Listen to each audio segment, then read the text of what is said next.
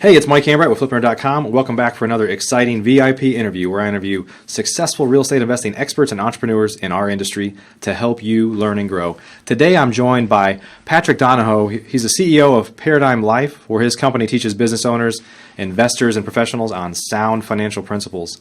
As many listening to this show know, most Americans have very little idea on how to create, or more importantly, build and grow long-term wealth. So today Patrick is going to share an innovative way that you can create your own bank and build wealth through a concept called infinite banking. We're also going to discuss why building wealth is important, kind of outside of the obvious. And if you're listening to the show right now, we're going to discuss some principles today that, quite frankly, you can't hear enough times. So I'm excited to have Patrick with us here today to share these important messages. Before we get started, though, let's take a moment to recognize our featured sponsors. RealtyMogul.com is an online marketplace for real estate investing, connecting borrowers and capital from accredited and institutional investors. Get a rehab loan fast and close in as little as 10 days. Rates start as low as 9%. We'd also like to thank National Real Estate Insurance Group, the nation's leading provider of insurance to the residential real estate investor market. From individual properties to large-scale investors, National Real Estate Insurance Group is ready to serve you. Please note, the views and opinions expressed by the individuals in this program do not necessarily reflect those of FlipNerd.com or any of its partners, advertisers, or affiliates. Please consult professionals before making any investment or tax decisions, as real estate investing can be risky. Hey, Patrick, welcome to the show. Hey, Mike. It's good to be here. Yeah. I'm excited to share some of your message today because, like I said, it's the type of stuff that we just can't talk enough about. And, as we kind of talked about beforehand, there's a lot of real estate investors that get caught up in a transaction lifestyle and are not necessarily focused on doing what they got into real estate investing for, which is to build wealth so someday they don't have to work so hard. So I know you're going to share some great stuff with us today.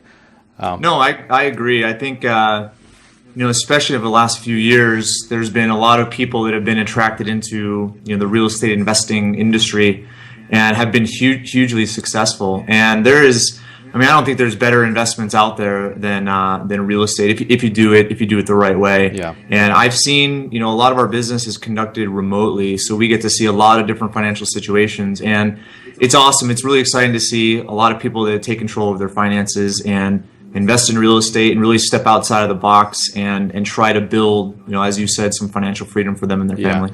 What's funny is a friend of both of ours, Tom Wheelwright, who's a Rich Dad advisor that we had on. In fact, he's the one that connected us with you. It's funny, I just thought of this. He made a comment that I didn't really think about until someone brought it to my attention afterwards to listen to the show. And I can't quote him here, but so I'm a rehabber, I'm a wholesaler. A lot of people listening to the show wholesale and rehab. And, of course, he works with a lot of people of all types, as do you, I'm sure. But, he kind of delineated between those that keep properties, buy and hold as investors. And he said, he kind of made a comment that for those that rehab and wholesale and stuff, that's not investing. He kind of made a comment, and I didn't even think about it until afterwards, but people are like, well, it's a totally different definition if you are an investor. We call it investing, but it's a different type of investing than wealth building, if you will.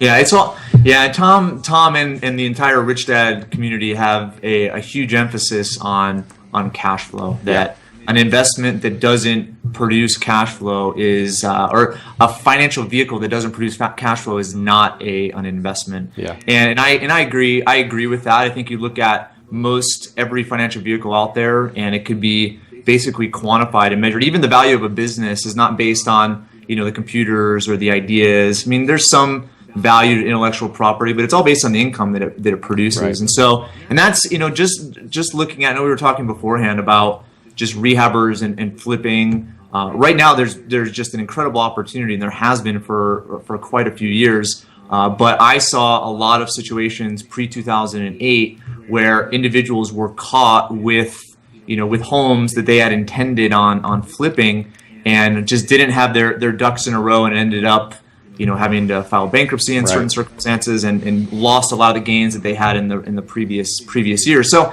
it really depends. I think the most successful and I don't know a ton about your company and your community, but the successful flippers that I've seen are those that kind of have a few strategies. They go in and they know that if the market crashes or the equity is lost because of supply and demand during the rehab process, it could cash flow. They could rent it out, and it could help them bide their time until there was a rebound. Does that make sense? Yeah. I mean, I always kind of share the message too that, primarily I've been a rehabber and a wholesaler and other things, but I've always done that to fuel the opportunity to stuff some properties away here and there to build up a rental portfolio. Because I don't think, even though there's a lot of people that it's pretty common that a lot of people primarily wholesale, but it's such a hamster wheel that you can never get out of unless you're doing something to build up some kind of long-term income or some cash flow, whether it's rental properties or other business opportunities or whatever it might be. But I know that. Well, it's an active type of financial plan. I mean, you're heavily involved and you're managing this and you're managing that. I think what Tom was referring to is more of the passive vehicles where, like you said, you flip a property, you have that capital gains transaction, and then you take that money and turn it into a rental property that produces cash flow that is passive, that you don't necessarily, in most cases, not even have to worry about tenants or maintenance or anything. It's all done for you. Right. Yep. Awesome. Well, so today I know you're going to share some kind of principles on how folks can build wealth, and I know that you, through your company, primarily use a product called Infinite Banking that I've listened to some other people talk about in the past. It's very fascinating. So I'm excited for you to share some of that with us today. Yeah, it's one of those things where we have kind of a perfect scenario because there's not many people that actually know about it. And there's not a lot of people that are doing what we're doing online. And so it's great. We've been able to create a lot of e-learning resources so that people don't necessarily have to call us or interact with us. They can learn about it on our website. But I've seen it change the lives of thousands of people. We have 30 advisors that work with us, and we've seen every scenario under the sun. And it could benefit literally every scenario and improve whether you're a real estate investor or a business owner. So I'm excited to talk about it. Do you want me to get into kind of the basics or the principles? Absolutely. Of the concept? So tell us about it. Yeah, sure. So Infinite Banking it's not a product. It's an idea, it's a concept. It's a set of principles or rules. But it's essentially treating your financial life as if you were a financial institution. And I think it's profound because most individuals' financial situation is really driven by their emotions. Emotions to buy, emotions to sell. There are several scenarios that they're alluded to in the financial media where you're supposed to buy low and sell high, but what do people end up doing? They end up buying high and selling low because a lot of those decisions are based on emotion. So the infinite banking concept is really adopting a set of principles in your financial life, essentially treating the way in which you handle your finances as a bank would.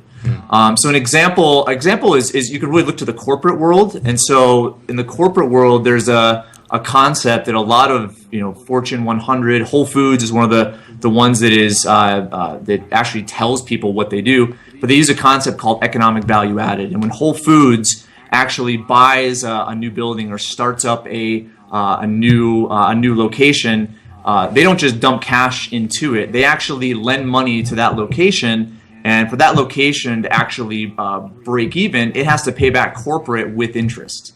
So we use very similar concept. And so when you make a financial transaction, you buy a car or you buy a rental property, put a down payment on a rental property, you send your kids to college. You don't just write a check and forget it. You actually write that check and then you set up a corresponding payment plan back to yourself. And what that does, it really values what's called opportunity cost, which is the money that goes to a college tuition or it goes to a car. It has intrinsic value because if it didn't go to that transaction, it could have earned interest. Right. But because it's not earning interest, now as you pay back, you can basically quantify or value what the money could have done and make up that opportunity cost. Sure. So that's essentially just the basic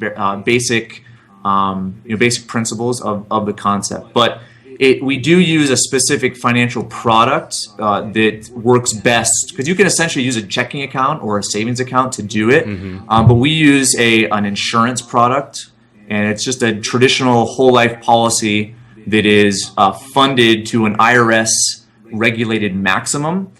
And basically doing that, you participate in the gains of an insurance company that is a mutual company. So there are two different types of insurance companies out there. You have mutual companies who are owned by their policy owners and just specific policy owners. And then you have stock companies that are out there. So we choose mutual companies. So when you buy a policy and you fund it the way that we do, you essentially become an owner in the insurance company. And at the end of the year, the insurance company issues their profit statements and distribute a dividend to their policy owners. So it gives just a really good gain on your savings and your liquid capital. But the best part is the insurance company guarantees you a line of credit against that capital. So as it accumulates, as it's earning interest, as it's earning those dividends by the mutual company, the insurance company will actually give you a loan against that money to really purchase anything under the sun. So the way in which we approach real estate investors with our marketing and our education is that it's an and asset, which means you can fund this, you can establish reserves, and it's going to grow with tax benefits. But then the insurance company will give you a loan to use for real estate investing, whether it's a buy and hold and a cash flow deal, or it could be a capital gains transaction. But it also works with really any other family transaction or business transaction that business owners use capital for. And then the idea, kind of going back to the basic principles, is when you borrow from the insurance company against this pool of money, you essentially set up a payment plan back to yourself. Right. And that just really makes up for the opportunity cost. Right. So in a nutshell, that's kind of how the concept works. So you buy a life insurance policy to which you can borrow against in your business and then pay that policy back with interest effectively. You got it. Yeah. So give like an example, like a typical example, hypothetical example of what maybe even me just say, hey, what level of policy can I take out? How much can I borrow against that? And maybe just give kind of a little bit of a case study. Sure. I mean, so I'll give a flip and then I'll give kind of a buy and hold scenario.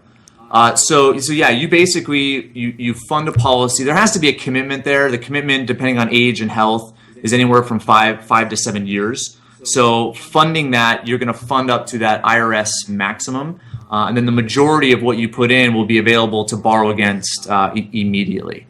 So the idea is, this isn't necessarily, if you're going to flip one property and all you have is $100,000, this may not be the best scenario for you. But if you are having flipping or real estate investing as a part of your overall financial plan, which is the case with most people, then this essentially will become your reserve bucket, your safety bucket.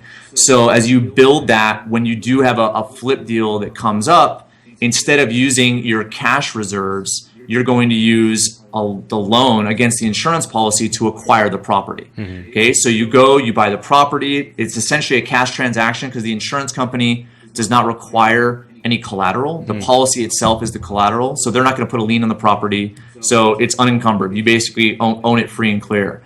Then the insurance company, it's also, this is a total tangent, and I won't go into a lot of detail, but the insurance company loan is one of the most flexible loans that exists because they don't require any payback. It's essentially a reverse or a negative amortizing loan. So essentially any interest that's charged will accrue against the balance of the loan. It doesn't show up on your credit report. And like I said, you don't have to make any payments during the rehab process. Sure. So once the rehab process is complete and you basically get paid back plus your profit, then you basically pay back the insurance company plus the interest that was charged, and that entire amount of money was earning interest the entire time because it was essentially in the equity of the policy. Yeah. So can you? I know it's difficult to give an example because it depends on health and all the things that you mentioned, age, things like that. Can you give like just a scenario of what somebody let's just say somebody wanted to take out a $500,000 policy on themselves, how much they could draw down from that? I mean, what the kind of the maximums are, what they could pull out, and what that policy would cost annually, like kind of some of the more unit economics. Yeah, so we've done business with really small families. We've done business with multi-millionaires that have put millions of dollars a year into this. Yeah. So it really depends. Sure. But we go the actual other direction. We don't necessarily look at, okay, a $500,000 death benefit. We look at the actual capital that you have. So if you have, let's say, $500,000 in liquid cash, essentially we would build it so that you would put in, between $75,000 and $100,000 every year for about four to 5 years. Okay, during that period of time, in the first year, you're going to have access to between 70 and 90% of the capital. And then after that 4 to 5 years of funding, you'll have access to just a little bit more than what you've put in. Okay. And then going forward, there's less commitment as far as the premiums are concerned. You can choose to keep paying premiums, but you're going to have a very good internal long-term rate of return. So we call that the capitalization period between the first year and the fifth year. And then once you get to the fifth year, you don't have to contribute really any more money, but yet you have a growing balance, and you can essentially leverage that for anything under the sun. Yeah, yeah. And when you borrow money from your own policy, who defines the interest rate? And I mean, do you define it yourself, I guess? No. So yes and no. So essentially, you don't necessarily borrow from your policy. Your policy is kind of like it's a standalone entity. You borrow from the insurance company. So the insurance company writes you a check, and it doesn't come from your policy specifically. It's all from the general pool of money, which includes your policy. Yeah. But essentially, they write you the check and collateralize it against your policy. So if you don't pay back your policy over the course of time, and you don't pay any more premiums, now the insurance company is essentially protected. So as far as the interest rate is concerned, if the insurance company is lending to you, they understand the idea of opportunity costs, because really all capital has a value associated with it. So when the insurance company lends it to you, they are not able to make their investments. I see. So what they do is they do charge you an interest rate, and it's essentially the going interest rate of one of their investments, and it subtracts out some risk because they have a perfect collateral. So right now, interest rates range from about 4 to 6%. Yeah. And like I said, it's one of those. It's a private loan. Doesn't show up on your credit. There's no specific term associated with the loan either. You can pretty much set your term. Yeah, yeah. So hey, for those listening, I know this is it's a complicated thing to discuss via a podcast for sure, but I know it's a great opportunity. It's not something that I'm participating in myself right now yet. And I'm definitely interested, Patrick, so maybe we can talk down the line. But I think for those that are interested... We set up a specific website for real estate investors, and it's beyourbank.com, and it's free. You just go on there, and then you can watch about a half a dozen videos, and really everything that I've just explained, I use kind of like a virtual whiteboard and draw everything out. That's great. Yeah, I was just going to try to send it to your website. I didn't know you had the other website there, but yeah, so beyourbank.com. Yep. So we have our general website, but then this one specifically was set up for real estate investors. Yeah, that's great. So yeah, for anybody that's interested in learning more about this and taking a little more time to kind of understand the ins and outs and how it works, beyourbank.com. So that's great. Thanks for sharing that. So let's talk a little bit about just the concept of wealth building. And a lot of people don't really understand that. I mean, they say become richer, whatever. There's going to be some really generic kind of definitions of what that means. But sure. I mean, I think it really requires people to kind of step back and say, why do I want to build wealth? What am I going to do with that wealth? What is it going to give me back in terms of my lifestyle, or protection for my family, or things like that? So maybe kind of share some of the principles that kind of define you and your company. Yeah, I mean, I think you hit the nail on the head. I mean, I think naturally we all have like kind of an instinct to become wealthy. It's natural in most individuals to progress and to be better than they are right now. And a lot of people look for the quick fix. I don't know if you read Tony Robbins' new book, but he put a statistic in there as far as what the average family pays for in lottery tickets, and it's astounding. It's like 5% of their income. Oh man, it's incredible. And the reason why they do that is because they want to be wealthy. They want to be better off financially than they are right now. And I think there has been cases where people, pull the slot machine and put everything on red and hit the jackpot, if you will.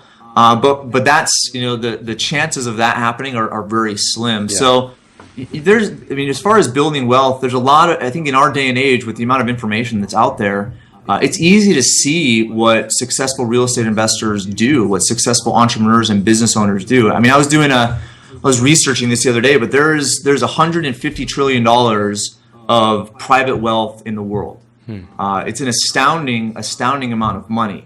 And the reason why that money exists is because the people want to spend it on something. So that means $150 trillion of goods and services. And these days, like I said, it's so easy to build online businesses or e-commerce businesses or figure out a way to get online and build value for other people. But it really all comes down to the individual. Certain individuals are wired to be an entrepreneur. Certain individuals are wired to just work a 9-to-5 and do some investing on the side. Yeah. So it really, it all depends on the individual themselves. But I think there are some wealth building principles that everybody should follow. And I don't want to get into a ton of detail, but if everybody puts their money in a pool that flips property and they have no other money anywhere else, even in savings, even in reserves, that's a really dangerous situation. Mm-hmm. Also, and I know that you talked a lot about this with Tom Wheelwright, but I know a lot of very wealthy individuals that invest in things where the returns are taxed at ordinary income. And it's mind-boggling because the risk associated with making that choice for investment is not justified by the net rate of return. Yeah. And so you have a lot of things associated with a general wealth plan. So we don't necessarily say that infinite banking and the insurance policy that we set up is the end-all be-all, because it's not. We think it should be a part of a person's foundation, and including, like I said in the beginning, the principles or rules associated with how you treat your capital. I think just that in and of itself would be huge for most any family and most any investor. But at the same time, there's so many other things that need to be in place, whether it's asset protection or a tax plan or an estate plan. And again, it's a very comprehensive thing. But as far as building true wealth, it's about having a plan and having a structure that doesn't require an emotional set of values to. It's more of a logic set of values. And so when it does come to the market crashing or correcting or something not going the right way, you're not then making decisions impulsively based on emotion. Right. You're making decisions based on the principles and values that you have as part of your foundation. Yeah, and even better yet, when market crashes or there's down cycles and things like that, you're better situated to pounce on opportunities that pop up because of it, right? I mean, and it's like the opposite way of how people think. Because if you go back to 2009, I remember it was like, what am I going to experience today in the office? Yeah. But it was one of the best times, in hindsight, it was one of the best times for opportunities. Yeah, absolutely. Yeah. Talk a little bit about, we haven't talked about this, and I bet we're on the same page here about, why we're kind of in this situation where people don't really understand wealth building, and a lot of it just kind of comes back to typically the American education system, that there's really no financial principles taught at any level, right? Yeah, I mean I think that's what's exciting about what I do, is that everybody really hates what I do. They hate the financial product. They hate paying a commission. There's so much rhetoric out there in regards to what I do, and it's completely false. And we try to prove it on the different videos and tutorials that we do. But that's what's exciting to me, is I think you're right. People really cling to a status quo. They cling to what the crowd is doing. And there's quotes upon quotes that say, if everybody's doing something, you better. I think I was reading Mark Cuban, the last quote, which is, you better just do the exact opposite associated with what everybody else is doing. And that's why I think people have succumbed to some of the mystery behind the 401k and traditional pensions and traditional financial planning. And they're starting to wake up and realize everything I've been taught, everything that everybody else is doing is benefiting somebody, but I'm not that somebody. And I feel it's great because the internet exists right now. People can go on and do research and get clues into what will make them successful, as opposed to clinging to what other people are saying. So yeah, I just think it's the crowd mentality. Everybody wants to be a part of something. It's one of those other natural instincts that we have. But at the same time, that's very dangerous because the collective direction is not always the best direction, and you don't have to think about it either. So you're making decisions based on somebody else's logic and initiative, and not your own. Yeah. Maybe you could share some thoughts.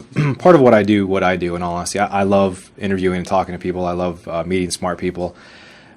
I love to educate people. I love people to think outside of the box and benefit from that. And based on what you and your company do, I know that to be true of you, even though, we don't know each other that well. But maybe you could share some thoughts here.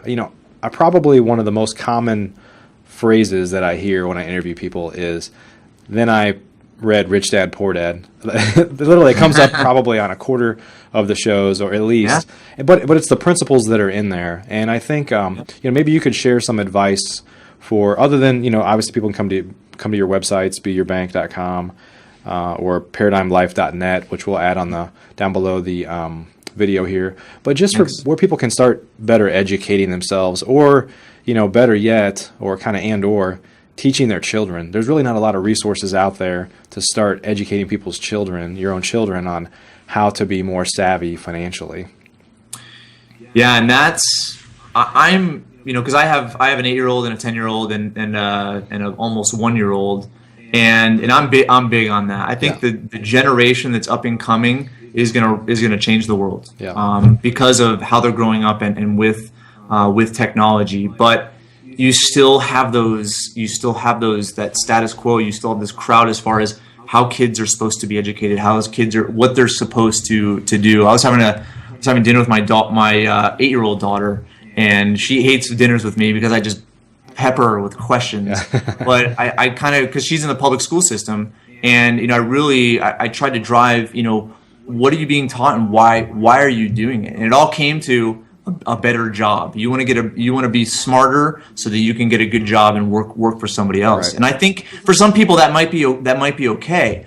But like I said, this generation that's up and coming, I mean, she knows more about an iPad than I do. And she's always, changing my wife's password, and they're putting their fingerprint on the, on the iPhone. It drives us crazy. But the way in which they're able to take that type of technology and figure things out, we're definitely, the world's always faced problems with the children and what they know. And it's not just, in the United States, it's throughout the world. Yeah. As this generation really understands technology and is facing some of the challenges associated with society, I mean, I have I'm excited about the next generation as far as what that's going to bring. But I'm big on, I'm big on education. Education, and we don't, you could probably attest to this, but doing business online, if you ruin your reputation, I mean, good luck. I mean, it's very hard to rebound from that. If you're in a local community, you can move somewhere else. But if you're doing business online, your community is the world. And if you don't do the right thing, or you don't give a good experience for clients, you have all sorts of websites that will take you down, where people can express their frustrations and express their experience. Right. So that's why we've really focused on, kind of the Khan Academy. If you're familiar with Solomon Khan, he's a lot more famous now because he's doing a bunch of commercials for Bank of America. But Solomon Khan and the Khan Academy is really where we modeled our education off of, where you're able to just go and do a screencast recording and draw things out and talk about things and prove and disprove. And that's really what we do. Is the majority of our marketing drives toward education so that people can have their status quo shaken, their paradigm shaken, and then start to question what they've been taught. And then we, kind of get into educating on potential solutions. But going back to Rich Dad, that's why I love Rich Dad, because it was the book that I read that shook my paradigm, which is, I mean, his parent, his father was a teacher, his poor dad was a teacher, my parents were teachers, so it resonated with me. Yeah.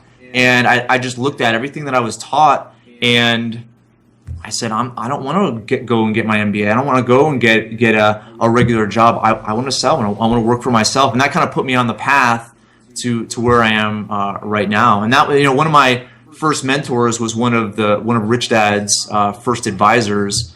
Her name is Kim Butler, and she's the one that's been doing what I do for 20 plus years. Yeah. And she brought me under her wing and taught me that philosophy and we've just, 2007 is where we took that and ran with it. But yeah, I mean, every issue that I've seen with American families that we've worked with could have all been solved with the proper education. So that's become kind of our mission, is to make sure that families do not have to face the difficulties that we've seen. They can actually take control of their finances, they can educate themselves, and essentially mitigate the probability of having to go through those experiences. Yeah, that's great. I would encourage, all the listeners of our show. I mean, usually people that are listening to the show are either avid real estate investors or have an interest in it, and I would probably be accurate in saying that everybody listening to the show is open to doing things differently than the mainstream, because the mainstream doesn't teach you to invest in real estate, or it teaches you how to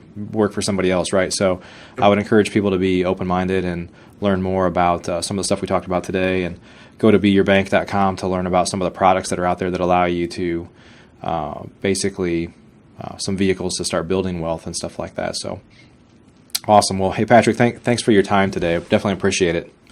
Oh, it's been a great experience. Thanks, Mike. Yeah, any kind of final words any words of wisdom you want to share with us that you haven't yet? No, I'd say for those that are listening to your show for the first time or just a few times, I mean, this is the new way of learning is podcasts and video casts. I mean, it's really exciting, and also with some of the things that you're bringing online, Mike, with your community and the resources that you're building. It's exciting. I just think a final word. I'm excited to meet you. Yeah. Everything that I've been able to achieve and do is not. I don't really consider it because of my intelligence. I don't think I'm that intelligent.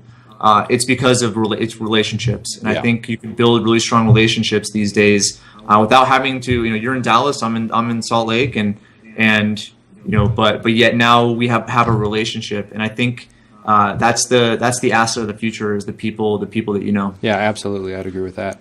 Well, Patrick, thanks again. We look forward to talking to you again soon, my friend. Okay. Thanks, Mike. All right, Appreciate have it. a good day.